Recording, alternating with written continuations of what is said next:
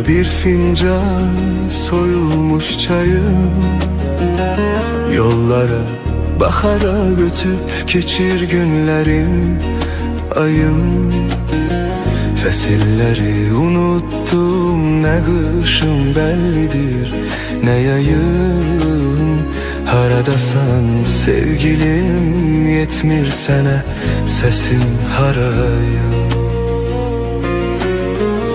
Göresen sen de benim tek, düşünürsen mi, üzülürsen mi?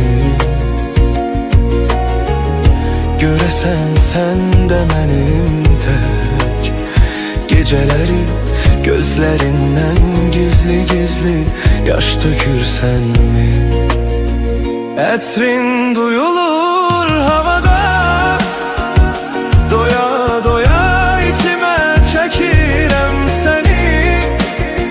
Bir sesini duyum arada sırada, bir bilsen ne kadar sevirem seni.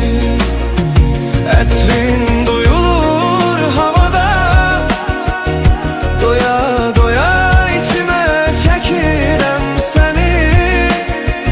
Bir sesini duyum arada sırada, bir bilsen ne kadar sevirem seni.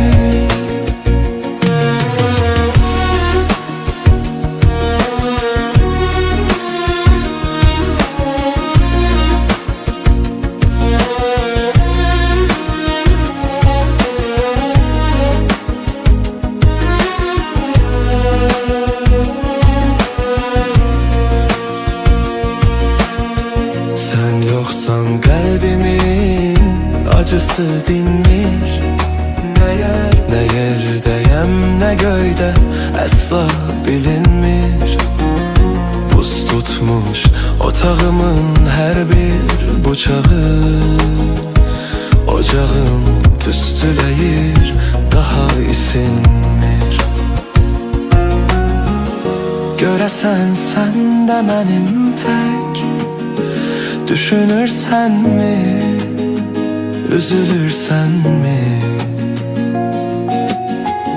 Göresen sen de benim tek, geceleri gözlerinden gizli gizli yaş dökürsen mi? Etrin duyulur havada, doya doya içime çekirem seni. Bir sesini duyum arada sırada, bir bilsen ne kadar çok sevirem seni.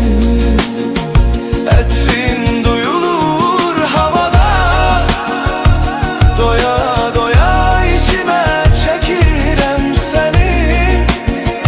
Bir sesini duyum arada sırada, bir bilsen ne kadar çok sevirem seni.